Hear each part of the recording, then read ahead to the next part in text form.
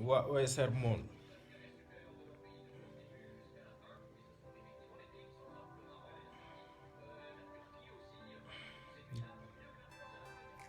Gars yi maa ngi nuyu ñëpp.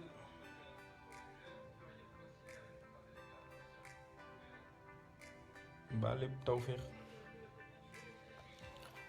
Mbaa yéen a ngi am jàmm bu baax maa ngi nuyu ñëpp di jaar ñëpp.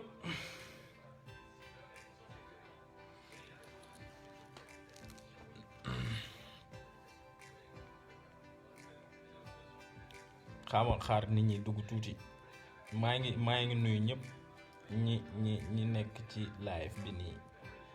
ñoom Pape Diagne jaar frère jaar bu wér a wér ñoom Oumy Gueye jaar.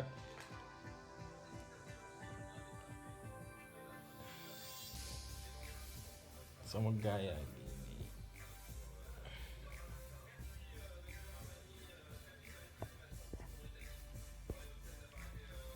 En fait dama doon waxtaan léegi ak sama benn xarit boo leen xoolee ci en-tête live bi sax am na lu ma ci bind mu ne ma Ousmane Sonko dafa am vocation changer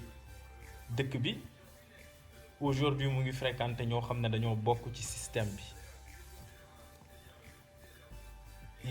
il est d'une koo xam ne aussi dafay pousser trop aussi sa réflexion ñu am discussion boobu c'était une discussion assez soutenue par rapport ak la nécessité d'aller vers les gens ñu doon waxtaan ci loolu moom en fait il avait des réserves man je défendais fondamentalement le projet et le bien fondé rationnel que Ousmane Sonko naturellement et normalement il doit aller vers les gens lan moom moo tax si lui il avait ces inquiétudes là moom bu amee inquiétude yooyu mu nekk kenn koo xam ne il est d'une perspicacité am na foo xam ne fondamentalement mën nañ waxtaan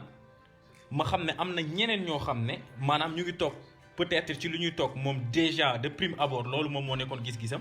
mu ne ma non homme politique yi ñoom ñëpp a yem ma ne ko non mën naa bañ a nekk ni homme politique yi ñoom ñëpp a yem. On a posé le débat et on a essayé d'aller au fond du débat pour ñu comprendre par exemple ndax Ousmane Sonko buy dem di nemmeeku nit ñi nécessairement dafay embrasser tey conception wu ñooñu ci nan la ñuy gouverner état ndax bu demee di nemmeeku ñooñu fondamentalement et nécessairement dafay embrasser système bi nga xam ne démb moom la doon critiquer et c'est essentiel et fondamental man tey je crois en ce projet wu Ousmane Sonko projet panafricain maanaam ñu defaraat benn dëkk boo xam ne tey du am les Sénégalais d'en haut et les Sénégalais d'en bas maanaam verticalité société bi ñiy ñàkk di gën di ñàkk ñiy am di gën di am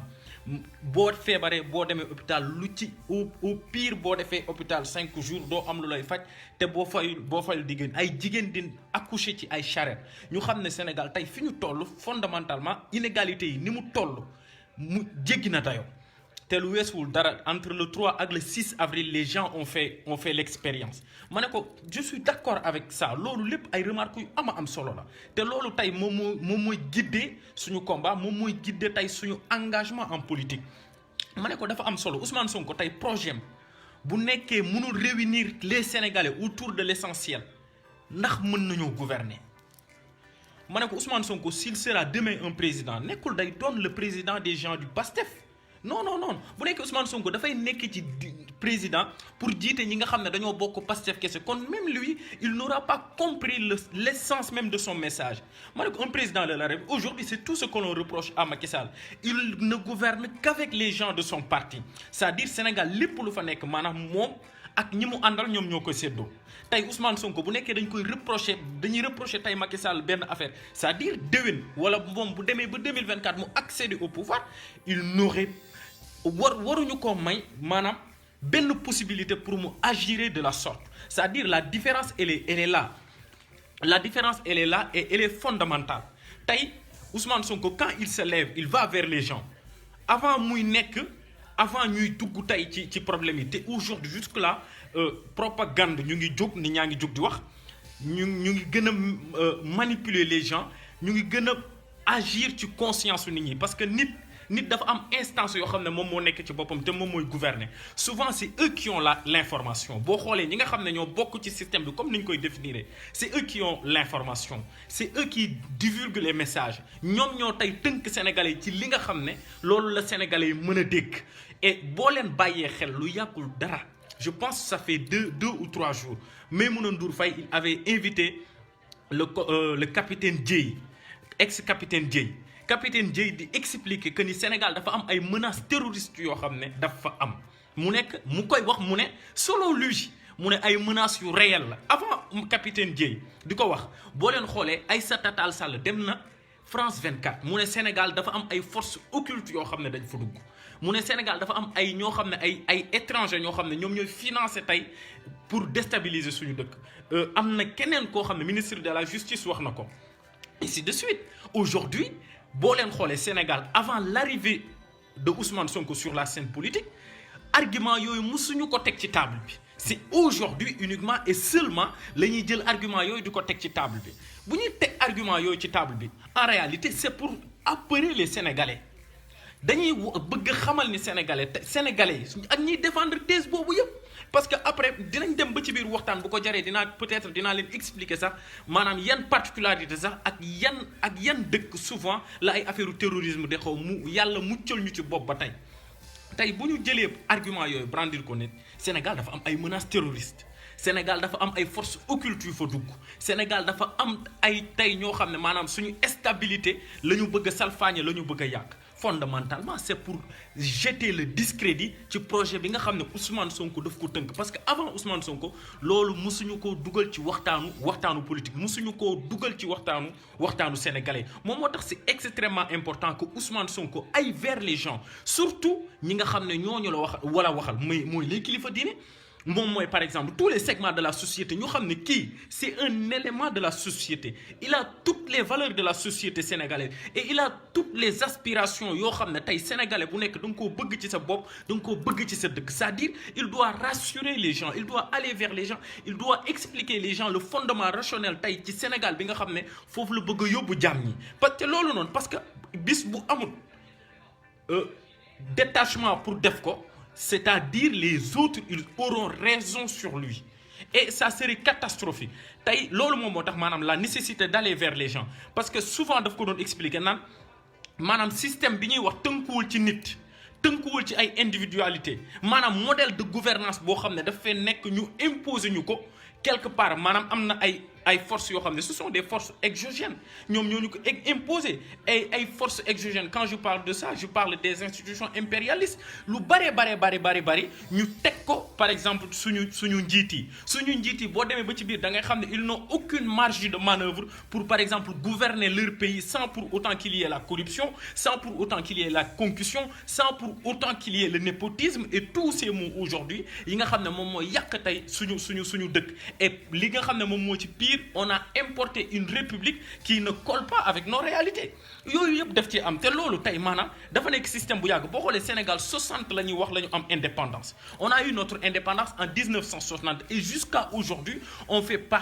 le Sénégal fait partie ci dëkk yi nga xam ne ñoom ñoo gën a ndóol ci àdduna bi dëkk yi nga xam ne jàmm ñi ñoom ñoo gën a sonn ci àdduna bi dëkk yi nga xam ne par exemple il y a des inégalités yoo xam ne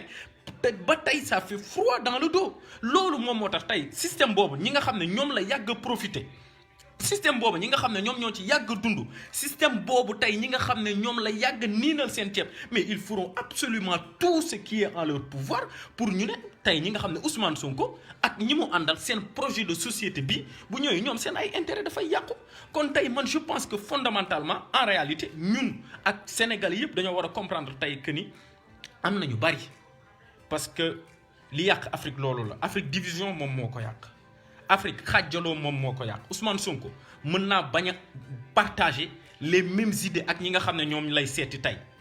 mais bu waxtaan ak ñoom jotee dafa war a toog waxtaan ak ñoom Mame Abdoul Aziz Dabakh daf ko doon wax et c'est extrêmement important mu ne ñun dañoo war a am éthique du désaccord mu ne nit ki même boo xaajalooweeg ak moom ci ay idées xaajalooweeg moom ci ay idées ba mu jeex tàkk mu ne da ngeen war a mën a sauver l'essentiel c'est-à-dire am bu toog waxtaan jotee ngeen toog waxtaan bu loolu weesoo nag kenn ku nekk vaquer waat ci ay occupation et c'est ça qui est fondamental et essentiel ba sénégalais bu nekk war koo boole ci boppam sénégalais bu nekk maanaam war a mën a xam ne tey lii moom mooy le projet lii moom mooy finalité tey njeexitalu tey li nga xam ne Ousmane Sonko daf ko bëgg tey loolu ku ko comprendre muy Ousmane Sonko parce que ce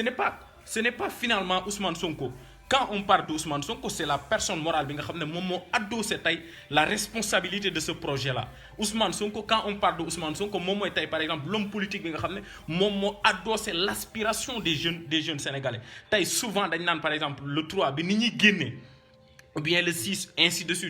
suite mais nit ki nga xam ne moom moo adossé woon tey cette frustration populaire c'est Ousmane Sonko tey moom moo am légitimité pour mën a tënk loolu te buñ ko comprendre souvent les gens ils vont brandir ces arguments là ñi nga xam ne dañoo ànd ak Ousmane Sonko la ñuy njëkk a teg ay terroristes la ñoonu lañ koy waxee am na tey ay activistes yoo xam ne ñu ngi leen di nit ñi ñu ngi leen di jiiñ ay terroristes ainsi de suite te wax yooyu. C'est à Ousmane Sonko tey mu prendre ay responsabilités dem rencontrer les gens ñu xam ne tey nit koo xam ne ci société bi la bokk il fait partie de la société c'est un élément de la société maanaam rassurer les gens pour ëllëg ak si biir bu ñu demee ci échéance électorale maanaam ñu mun koo jox seen kàddu et c'est essentiel parce que Sénégal configuration ni mu tënkoo moom moo tax tey li capitaine Dièye doon wax c'est sa vision c'est sa gis-gisam la. Mais justement pour li ma wax sànq pour par exemple wax ne gars yi nga xam ne tey dañoo bëgg a ñëw changer système bi dafa am lenn loo xam ne dafa nekk ci seen ginnaaw te nit ñi xamuñu ko moom moo tax parfois la lettre elle est importante mais l'esprit du lettre aussi est important avant Ousmane Sonko di ñëw kenn daanul woon wax terrorisme avant Ousmane Sonko di ñëw kenn daawul woon wax force occulte avant Ousmane Sonko di ñëw kenn daawul woon wax yenn genre wax yooyu aujourd'hui menace réelle bi nga xam ne daf koy constituer moom moo tax ñuy wax loolu gis nga boo xoolee souvent eux ils parlent de terrorisme mais ils ne savent même pas ce qui se passe parce que quelque part seen gis-gis ci Sénégal la yam quand on parle de terrorisme dëkk yi nga xam ne ils sont en proie au terrorisme boo xoolee Mali boo demee Mali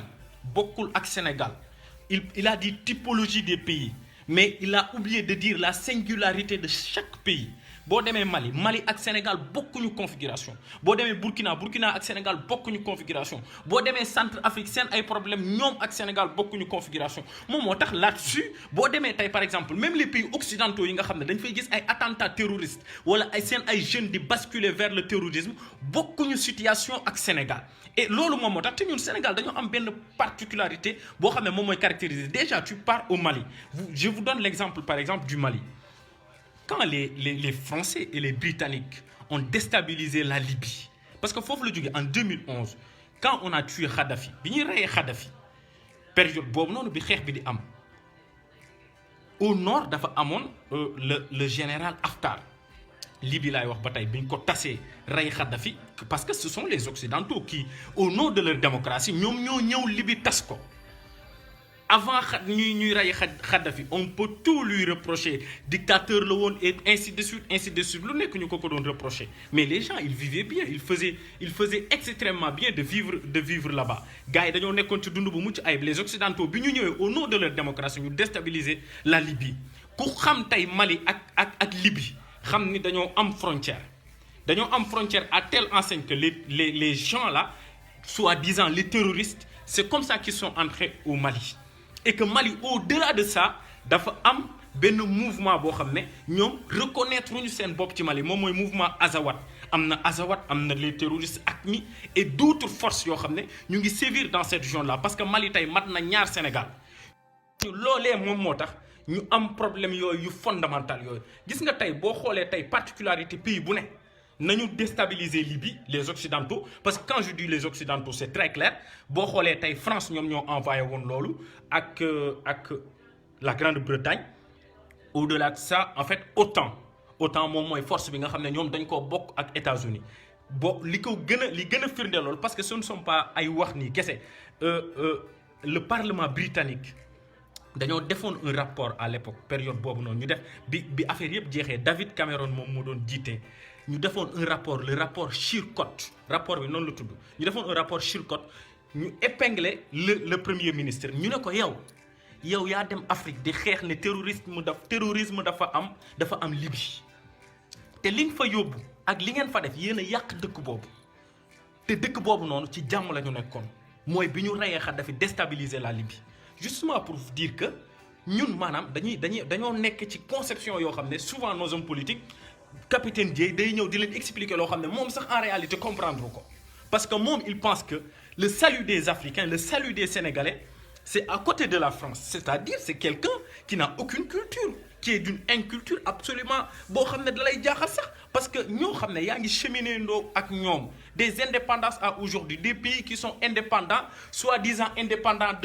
depuis de plus de 60 ou 50 ans pour être approximatif ñoo xam ne indépendant nañ depuis 60 ans et aujourd'hui ba tey maanaam ñoo gën a ñun on est la honte du monde dëkk yoo xam ne bi ñu indépendant yooyu ba tey nga ne ñun suñu bëggee avancer faaw ñu continuer di àndaat ak ñii pour mën a avancer sinon mu ne le Sénégal sans la France le Sénégal n'est pas ku nekk tey xam na ne maanaam le problème du Sénégal c'est son manque de souveraineté loolu moom mooy problème mu Sénégal dinaa leen andilaat beneen exemple pour ngeen xam kaddu bi Ousmane Sonko di wax lan moo tax moo am njëriñ Ousmane Sonko danaan Sénégal amuñu souveraineté te tey leader politique bu amut sañ-sañ amut yaqin pour laal le fond du problème le problème de la souveraineté maanaam pare goo pour dimbali jàmm yi justement heure boo fi ñëwee tu vas perpétrer le même système que tu as trouvé là parce que tey notre problème est beaucoup plus profond que ça te tey ñoom les hommes politiques aujourd'hui justement pour barrer ce courant politique bi nga xam ne dafa commencé ñëw am nag benn dayo bu am solo au niveau des jeunes parce que tey cette génération là autant que nous sommes jeunes yëpp tey li ñuy aspirer mooy plus de liberté li ñuy aspirer moom mooy une démocratie vivante li ñuy aspirer moom mooy tey ñu nekk ci dëkk boo xam ne maanaam la justice sociale va être au rendez-vous et loolu c'est extrêmement important c'est-à-dire justement lu koy yombal ci wax ji rek mënuñoo nekk ci dëkk boo xam ne Macky Sall ak ay njabootam ñooy am jàmm ñeneen ñëpp ils sont aux abois loolu mën a tut ne loolu nous l'avons tous compris et des pays qui sont dans ces conditions-là mënuñu avancer tant que nit ñi jëluñu seen ay responsabilités donc quand il parlait de terrorisme quand il parlait de la nécessité ñu continuer suñu même rapport yi nga xam ne maanaam dañ ko am ak nasaraan yi mais c'est-à-dire loolu un leader politique boo xam ne da koy wax en Afrique tu n'as pas d'avenir parce que tey dañoo l'Afrique particulièrement Sénégal dañoo enclenché suñu seconde phase de décolonisation au Sénégal en Afrique particulièrement dañoo def ay décolonisation yoo xam ne dañoo raté on a été décolonisé ñu décoloniser nañ leen jox ñu drapeau jox ñu les oripeaux de l'indépendance jox ñu hymne jox ñu lépp nañu dem leen mais quelque part économiquement vous serez exploité culturellement vous serez phagocyté politiquement vous serez dominé looloo tax ñu may ñu suñu indépendance moom moo tax nga xool ba tey ñu am président en 2021 ñu ne Macky Sall Macron moom mooy kilifaam ci politique pour wax bi xaw a yanj tuuti noonu laay waxee mu ne ñu ne Macky Sall moom mooy maanaam Macron moom mooy kilifaam justement c'est pour vous dire que politiquement on n'est pas indépendant culturellement on n'existe pas parce que culturellement quand plus de 50% de nos femmes dañuy jàpp ne bu ñu xeesalul bu ñu ressembler wul le plus au blanc maanaam nekkuñu ay jigéen yoo xam ne dañoo mat à part entière c'est que quelque part maanaam culturellement yàgg nañoo gëmloo ni li baax li gën li nekk loo xam ne moo gën ci ñun maanaam dafa war a nekk der bu weex c'est-à-dire loolu la ñu yàgg gëm da ngay nekk Afrique dëkk fa juddoo fa ba yaroo fa je comprends ceux qui pensent comme ça parce que loolu lañ leen yàgg gëmloo tey maanaam Afrique mënoo faa nekk sax maanaam mucc tubaab bi ñoom c'est le blanc qui est beau en fait finalement loolu la ñu yàgg wax loolu la ñu yàgg gëmloo kon quelque part da ngay dem ba gis ni tey nos dirigeants ont failli à ce niveau-là et que aujourd'hui au XXIe siècle on a besoin de nouveaux dirigeants yoo xam ne yu mel ni de la trempe de Ousmane Sonko ñoo xam ne dañuy taxaw ne non mais basta lii dafa war a arrêter ñun les Noirs ñun ñi nga xam ne les Africains nous avons le même coefficient intellectuel que les autres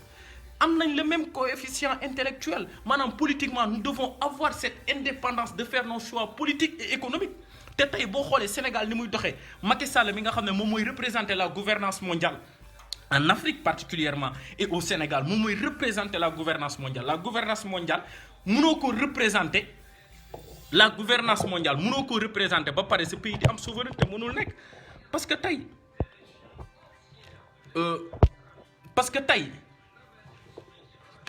parce que tey fondamentalement loolu dafa am solo mënoo représenter la gouvernance mondiale ce pays di am souveraineté mënoo représenter la gouvernance mondiale ba pare sa dëkk en Afrique laay wax sa dëkk di am par exemple di dépasser ou bien muy am taux de pauvreté bu yées 60%. Tey au Sénégal, plus de 60% de la population, ils sont dans l'extrême pauvreté. Ils sont dans des conditions de vie qui déshonorent la dignité humaine. Parce que lu baax ci ñun jox na ko nasaraan yi parce que tubaab bi ils ont loolu la ñu bëgg Afrique. C'est-à-dire ñun dans la mondialisation, dans la logique de la mondialisation, lan lañ ñuy wax ouvrez vos frontières. Ouvrez vos frontières, donnez-nous votre économie. Suñu économie dañ koy jox tubaab bi loolu lañ ñuy wax et quelque part on va vous donner des miettes dañuy jox ay miettes, c'est-à-dire l'aide au développement. L'aide au développement, ça apaise la conscience des donateurs, mais ça maintient les pays pauvres dans la dépendance la plus absolue. C'est-à-dire comme dëkk yu mel ne suñu boss loolu tax Ousmane Sonko quand il parle de projet, quand il parle de souveraineté, quand il parle quand même d'une nouvelle Afrique et d'un nouveau Sénégal, c'est-à-dire loolu noonu il a loolu moom mooy tey la véritable question bi nga xam ne nit ñi dañ ko war a poser, la véritable question yi nga xam ne nit ñi dañ ko war a xam, mais jaayante bi nga xam ne maanaam dañoo war a ñàkk tey ce projet là et c'est là où ça trouve sa pertinence. Donc tey moom il ne dérange pas que Macky Sall ak ñi nga xam ne ñooñu la àndal parce que tey ñi nga xam ne ñu ngi ci biti ànd ak ñun duñu xool, c'est-à-dire il regarde le Sénégal dafa nekk pays boo xam ne dafa am solo parce que historiquement Sénégal moom moo nekkoon la capitale de l'AOF. Historiquement Sénégal moo yàgg a nekk tey la vitrine tey nasaraani ci suñu dëkk mais souvent mag ñi dañ koy wax naan une culture elle n'est détruite par l'extérieur que lorsqu'elle est rongée par l'intérieur. C'est-à-dire ñi nga xam ne ñoom ñoo ñu jiite yàgg ñoo jiite dañuy rouler en connivence ak ñi nga xam ne ñoom ñooy suñuy geôlier et que tey bu ñu amul ay dirigeants yoo xam ne dañoo fort du changer mais nag le mal n'est pas incurable. moom moo tax man je crois que ni changement dafa war a am te mën naa am lan moom moo tax le mal n'est pas incurable. boo xoolee projet bi Ousmane Sonko di ñu jaay souvent mu koy wax naan dañoo war a amaat suñu souveraineté, dañoo war a renégocier waat les contrats parce que il a regardé que ça marchait ailleurs. En 2005 bu am na ñoo xam ne peut-être xam nañ ko ci kii bi Evo Morales en Bolivie ak Sénégal en 2005 ba tey sax laay wax ñoo yemoon même tolluwaay. Bolivie boo xoolee historiquement États-Unis daf leen a tënkoon comme Sénégal ni ñu tënkee nii ni ñu France tënkee ak les impérialistes généralement ni ñu tënkee noonu la ñu tënkee woon Bolivie ñu amoon un dirigeant boo xam ne dafa mel ni Ousmane Sonko lii muy wax loolu la Evo Morales doon wax avant muy accéder au pouvoir. Evo Morales même discours que Ousmane Sonko gisoon na ni par exemple il y avait le système capitaliste qui était là-bas, la finance internationale, justement les institutions impérialistes ay doing business ñi nga xam ne dañuy tagg Macky Sall du kontaan ñuy génn te justement quand ils te donnent une bonne place dans leur classement c'est que justement ils sont en train de te tuer. loolu lañ doon wax mais Evo Morales il avait le même discours que Ousmane Sonko bi mu ñëwee gars yi dañ doon wax mënul nekk. Il est arrivé au pouvoir xam ne ñii ñoom am nañ ay ressources naturelles ay matières premières yi nga xam ne Sénégal dañ ko amoon ay pétrole ay fer ainsi de suite. bi mu ñëwee dafa nationaliser entreprise stratégique yëpp la nationaliser changer le rapport de profit bi nga xamoon dafa amoon ci ñoom ak États-Unis ak les bailleurs de fonds, changer les rapports de profit, renégocier les contrats. Evo Morales à un temps record, mais à un temps record je vous dis, il a multiplié le budget de ce pays-là maanaam bi mu changer les rapports de profit en un temps record. boo xoolee période boobu de 2005 en 2019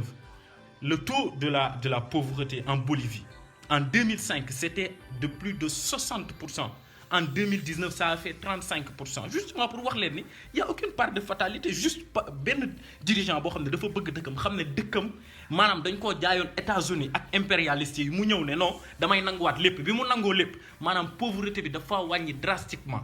Inégalité sociale yi dafa wàññeeku drastiquement. Les Boliviens génnatuñu woon dem di wëri lenn fenn dañoo toog seen dëkk di liggéey di fa teddee. Gis nga la politique loolu la les politologues di wax on l'a fait ou on l'a subi. Politique da nga koy def wala nga subir ko ñi nga xam ne dañuy toog naan en politique yi ñoom ñëpp a yem nañ leen bàyyi ak suñu dëkk. Justement c'est pas en politique on ne peut pas adopter le scepticisme radical. loolu mënul nekk quand tu adoptes le scepticisme radical politicien yëpp a yem mais tu vas subir la politique et le pire c'est de subir la politique. Quand tu es né dans un pays où plus de 270 000 jeunes mais sont au chômage, mais quelque part tu dois te poser des questions. Mais dis-toi que lan moom moo xew ba nit ñi di dund ci extrême pauvreté bi, lan moom moo tax nit ñi bu ñu jàngee ba toll ci war a liggéey du ñu mën a liggéey, lan moom moo tax nit ñi bu ñu amee seen diplôme pour am bu ñu amee seen diplôme même professionnel du ñu am loo xam ne dañ koy liggéey, lan moom moo tax ñi nga xam ne par exemple jigéen ñi mais jusqu'à aujourd'hui mënuñoo am ci société bi benn considération boo xam ne daf leen di permettre tey ñu renforcer ñu mën a ñoŋal seen bopp ba ku ci feebar mën a faju ba ainsi de suite. Tey quand on parle de parité, mais c'est justement des hommes libres qui vont libérer les femmes. Mais quand tu as un président, par exemple, je vous dis comme Macky Sall, mais quelque part quelqu'un qui est ligoté, mais il ne peut même pas se libérer, il ne peut pas par-dessus tout libérer ses citoyens. Loolu mënut nekk. C'est-à-dire foofu la ñu war a delloowaat débat bi. Man je trouve que ni souvent, mais c'est normal quand tu as des dirigeants yoo xam ne dañoo mel ni ay Macky Sall du ñu def lu dul comploter, mais njàqare jàmm ñi ñoru leen, jafe-jafe jàmm ñi ñoru leen, coono jàmm ñi ñoru leen. Koo xam ne yaa ngi ci dëkk boo xam ne nit ñi dañuy xëy pour ñu am lu ñu lekk, maanaam problème la. Mais ngay continuer par exemple ñuy continuer en fait di dundee nii. Mais finalement tu te dis ndax ñi ñu jiite ay nit lañ, parce que weguñu ñu, parce que fonkuñu ñu, parce que amuñu fu ñu teg, moom moo tax ñuy dundee nii. Et souvent ñun heure bu ñu détaché woo sur la politique, mais ñoom ils vont continuer leur prédation, ñoom ils vont continuer à fortifier seen ay intérêts yi nga xam ne dañ ko yor, ñoom ils vont continuer à nous dominer. Tey ñi ñuy wax ñëpp Sénégal amul xaalis, mais c'est faux, c'est archi faux, c'est pas vrai. On a les possibilités. Au Sénégal, on a les possibilités, on a les moyens. Li ñu dal, il n'y a aucune part de fatalité, il y a la main d'homme dedans. Ay nit ñoo ñu teg li nga xam ne dañ koy dund, il n'y a aucune part de fatalité. Justement bu ñu jàppee ni fatalité moom moo tax lii ñu ne ñii am nañ leen bàyyi ñuy am, mais ñun nañu continuer par exemple di subir seen ay turpitudes, mais ça va tout le temps être comme ça. Et que tey je suis totalement d'accord, kenn ku nekk mën nga bokk fi la neex. Mais am na tey foo xam ne da nga fay bokk da ngay étudier tey sa dëkk fi mu toll, mais nga xam ne tey lii ñuy dund tey maanaam mënatul continuer par rapport ak système bii nga xam ne noonu la ñuy dundee. Des dirigeants yoo xam ne ils sont dirigés, des dirigeants yoo xam ne dañuy ñëw tey par exemple ni la signer tel ou tel contrat, tu le fais par exemple ay Macky Sall et autres, mais loolu noonu mënul continuer. On a besoin des dirigeants forts, capables de négocier à tête et à mémoire égale par rapport ak monde bi tey ni muy doxee, parce que àdduna lépp rapport de force la fa lañ toll tey. Des questions géopolitiques dafa am, le nord veut tout et le sud peut crever. Ci loolu la ñu nekk ñoom occidentaux yi, ci loolu la ñu nekk, parce que ñoom ñoo ñuy définiral sax tey suñu ay politique de santé lu ñuy def ñoom ñoo koy définir, parce que les décisions viennent d'en haut. Bu amul dirigeant boo xam ne moom mooy taxaw ne lii doo ko def duñ ko def, mais du dem. Les décisions elles viennent d'en haut, parce que tey boo xoolee suñu santé, mais suñu éducation, mais ay institutions yu mel ni Banque mondiale ak FMI ñoom ñoo koy am à travers le levier de la dette. La dette africaine elle est tellement contraignante à telle enseigne que ñoom dañ naan la parce que bu ñu jàppee ni tubaab yi dañuy dimbali rek dañuy nax suñu bopp ci benn côté bi, wallahi lazim dañ naan la am na ay dépenses yoo xam ne ñoom occidentaux yi ñi nga xam ne dañoo jiite Macky Sall ak nguuram dañ naan ko, moo tax Sénégal ngay gis très souvent nit ñi di dee ci hôpitaux yi. Ngay gis jusqu'à aujourd'hui ay jigéen di accoucher ci ay charrette, ngay gis jusqu'à aujourd'hui ay nit di dem am seen licence, ay jeunes diplômés am licence te duñ leen a recruter pour ñu def master.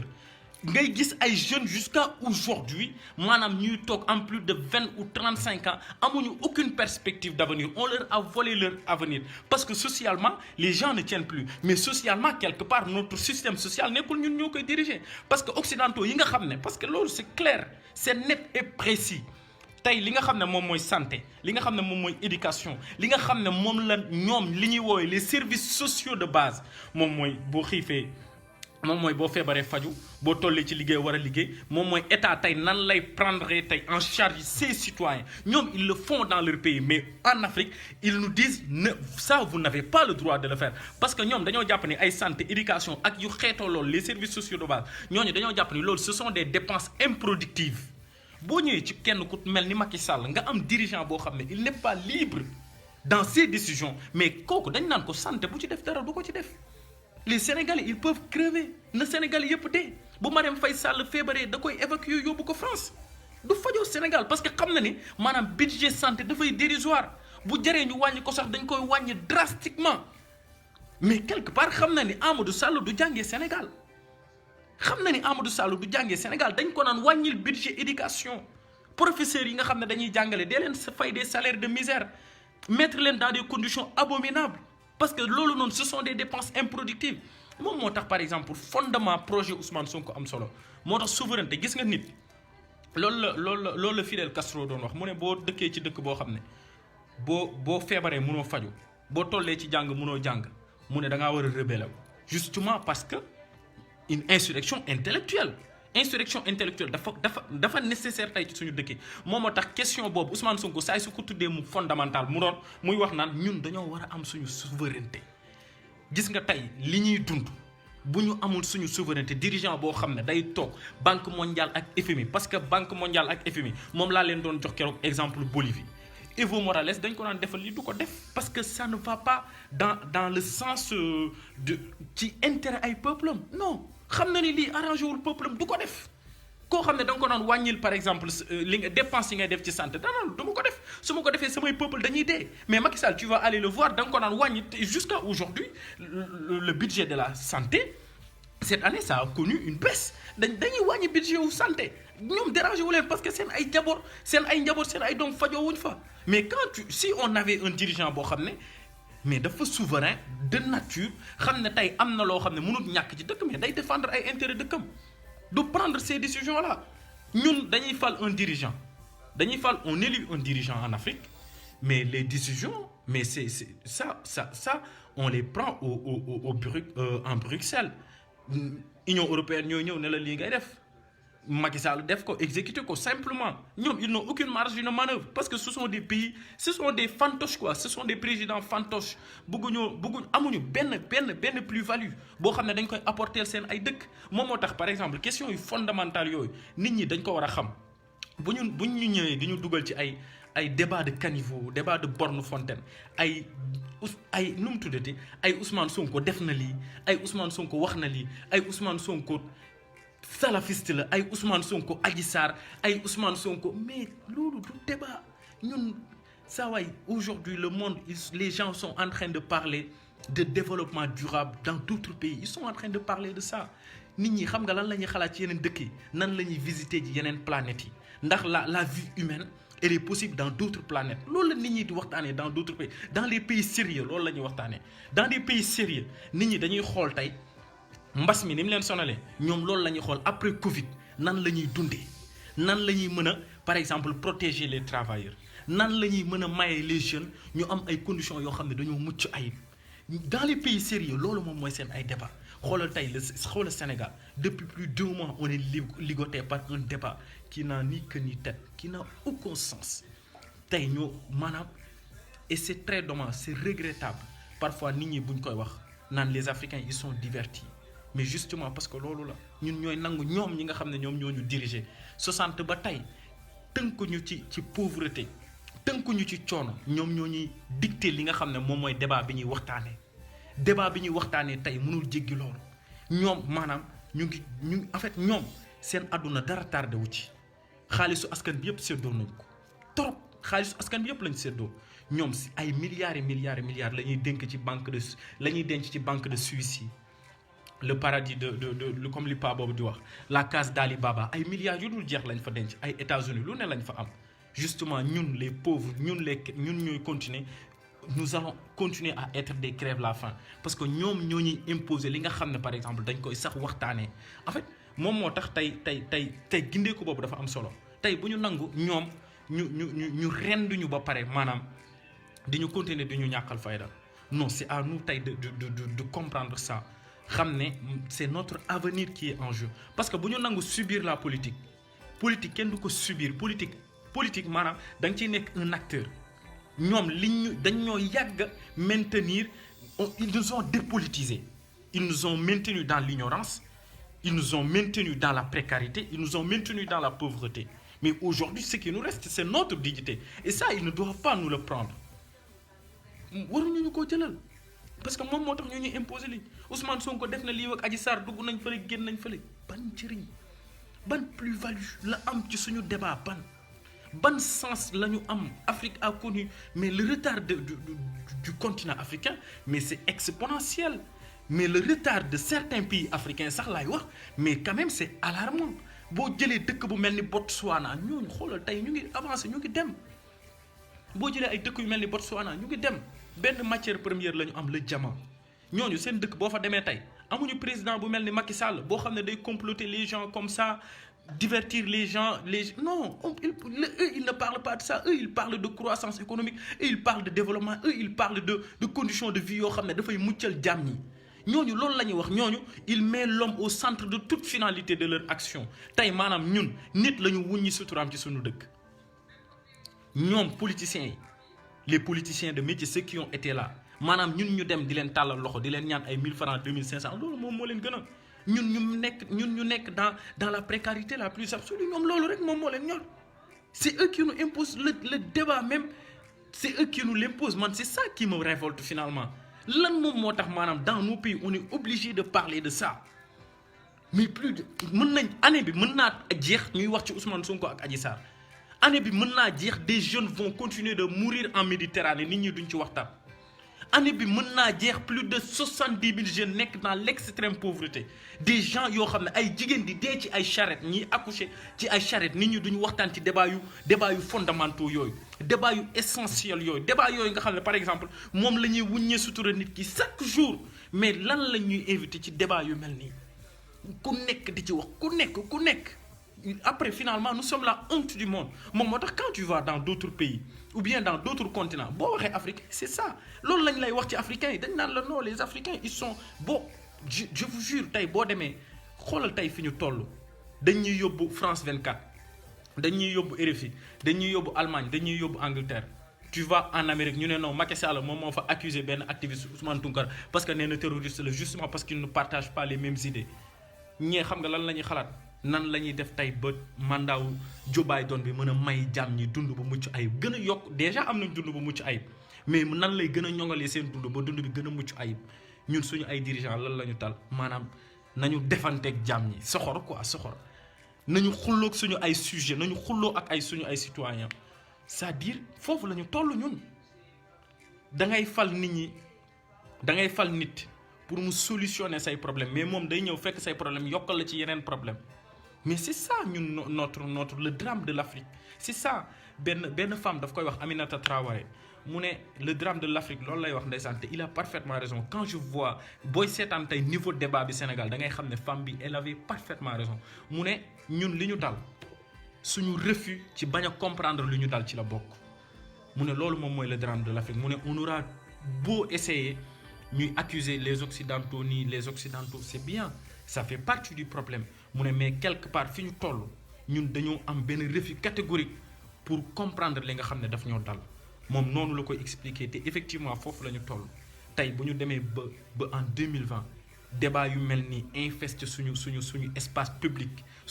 public ñu waroon ci waxtaan yu mucc ayib waxtaan yoo xam ne day permettre les gens ñu dem dans des conditions yoo xam ne dafa kawe ñu xool tey par exemple la souffrance des jeunes parce que tey ceux qui sont sortis dans la rue ce sont des jeunes qui n'ont aucune perspective d'avenir ce sont des jeunes à qui on a volé tout leur avenir ce sont des jeunes aujourd'hui qui sont dans le désespoir le plus absolu et le désespoir est mobilisateur et quand le désespoir mobilise ça devient quand même dangereux c'est pour ça que le désespoir moom moo leen mobiliser ñu génn ci mbedd mi manifester seen xàll-bool et j'ai comme l'impression que ni ñooy jiite maanaam amuñu benn intelligence politique pour comprendre ay xam ne ñii maanaam njàqare moom moo tax ñu génn njàqare moom moo tax maanaam ñu génn yàqate lépp njàqare moom moo tax ñu génn xam ne Sénégal amul souveraineté ñu ne nañu dem attaquer ji ay magasins yoo xam ne dafa mel ni Auchan mais justement li nga xam ne message bi nekk ci ginnaaw ndax suñu autorités yi ba tey comprendre uñ ko et que jusqu'à aujourd'hui les gens sont dans ça nos autorités sont dans le déni le peuple est aussi diverti que nos dirigeants et que aujourd'hui on continue dans ce sens-là on continue à maintenir en fait ce même débat on continue aujourd'hui à regarder ça parce que loolu la Malcolm X doon wax naan information bi ñuy jot parfois bu ñu ko tàggatul daf ñuy déconnecter ak la réalité information bi ñuy jot ci suñu parce que c'est eux qui disent en fait c'est eux qui ont le monopole de l'information que nous recevons ñoom ñi nga xam ne dañ ñoo jiite amuñu benn ambition nag ci ñun ñoom ñoo ñuy jox information bi nga xam ne ñun sax tey dañ koy recevoir et en réalité bu ñu leen toppee mais daf dañ ñuy égarer de la réalité c'est-à-dire vous les pauvres les prolos maanaam dee leen foo dee leen waxtaanee lu ñàkk njëriñ dee leen dugg ci loo xam ne amul benn solo ñun on va continuer à manger l'argent du peuple à vampiriser vos ressources naturelles, à brader toutes vos ressources naturelles et ainsi va la vie. Quand vous aurez besoin de quelques miettes, boo leen demee ba soxla xaalis bu ndaw ñun dinañ ñëw ci yéen am leen loo xam ne dañ leen koy mosal dañ leen koy neexal. Macky Sall suñu employé la ak képp ku mu mënti àndal suñu employé la suñu ay impôts ñoom ñoo leen di fay dans les pays étrangers pays dans les pays développés entre guillemets rapport boobu la ñu am seen ay njiit. dañuy wax ñu ne Ousmane Tounkara dafa offensé lii wala dafa offensé lee François Hollande benn français xam nga lan la ko defoon fëriñ la ko xëpp dara fekk ko ci parce que les gens sont libres fëriñ la ko xëpp Macron fii nii keroog benn waaye daf ko secouer xëcc yu metti wax ak moom li muy wax ak moom mais daa pare mu dem parce que xam na ne Macron xaalis bi ñu koy fay maanaam day jóge ci poosam parce que loolu la quoi c'est-à-dire ñun nag dañuy fal nit naan ko yow buur nga yow yaa ñu gën sa xeet moom moo ñu gën sa askan moom moo ñu gën sa sa lépp ñu gën c'est-à-dire kooku mënu laa respecter kooku jàmm la lay jàppee kooku mënu laa respecter Macky Sall ak maanaam suñu mentalité yi bu ñu ko changé wul Macky Sall ak ku dut moom sax duñu respecter parce que nit mënoo koo fay mënoo koo fal fekk ko doonul dara nga def ko dara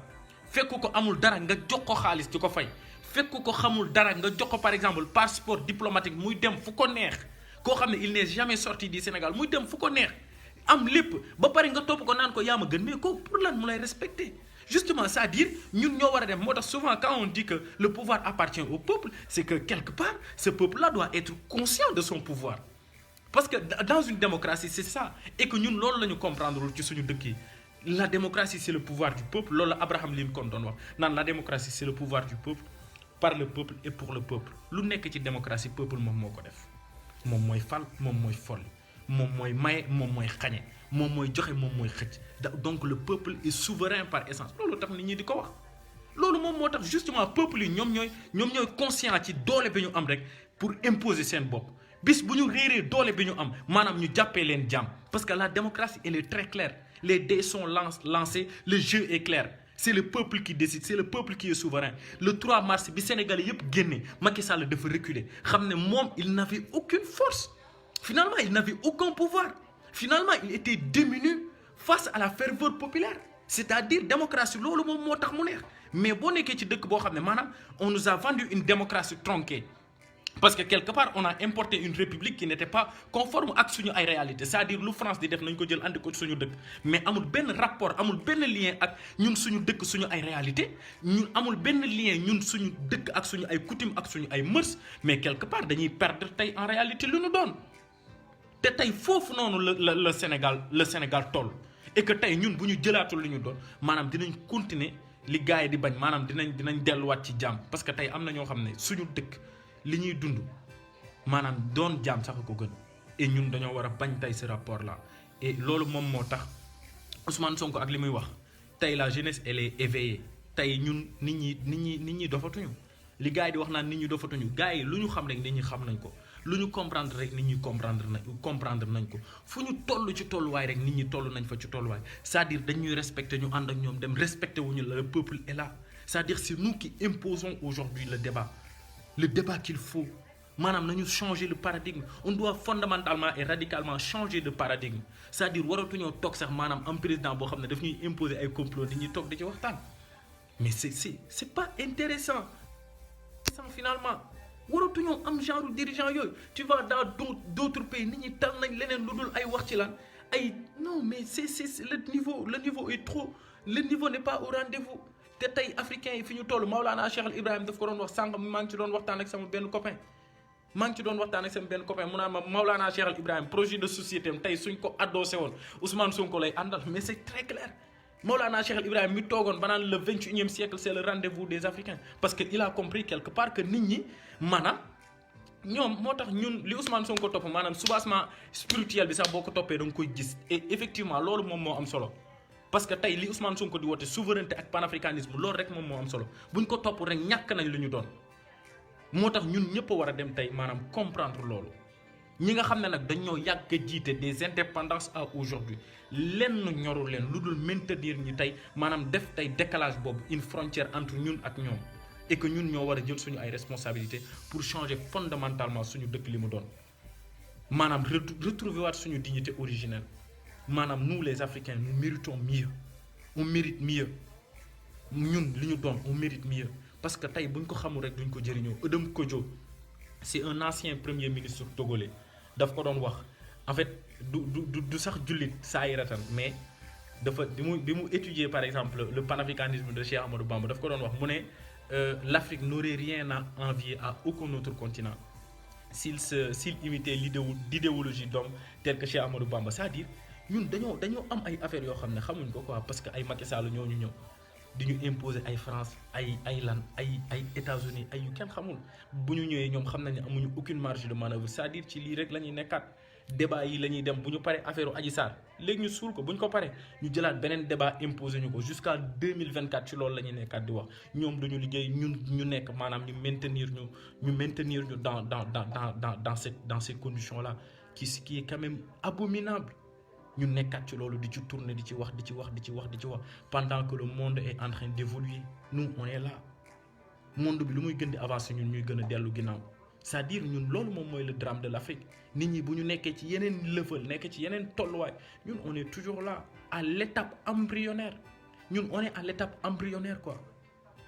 amuñu dara nous ne sommes pas indépendants nous ne sommes pas libres nous ne sommes pas souverains on n'est pas développés on est dans des conditions et lii nii ñi nga xam ne ñoom ñoo ci gën a sonn wallaay li nga xam ne suñu dirigeants yi dañ koy teg ñi ci gën a sonn moom mooy ñi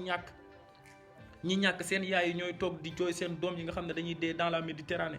ñi ñàkk seen yaay yi ñooy toog di jooy seen doom yi nga xam ne dañoo dugg dans le banditisme ñi ñàkk ñoom ñooy toog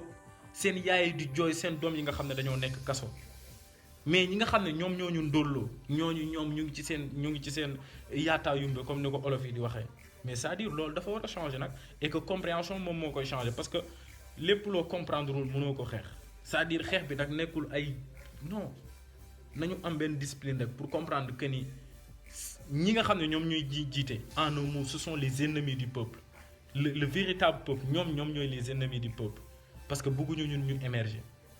suñu bëggoon ñu émerger dinañ ñu mettre dans les conditions qu'il faut suñu bëggoon ñu émerger dinañ ñu mettre dans les dispositifs qu'il faut suñu bëggoon ñun ñu émerger maanaam dinañ ñun teg tey ci benn dund boo xam ne daf ñuy permettre ñu avancer et que jusqu'à aujourd'hui on est dans ça et c'est quand même redoutable c'est cynique même en fait finalement et que suñ ko comprendre wul rek duñu dem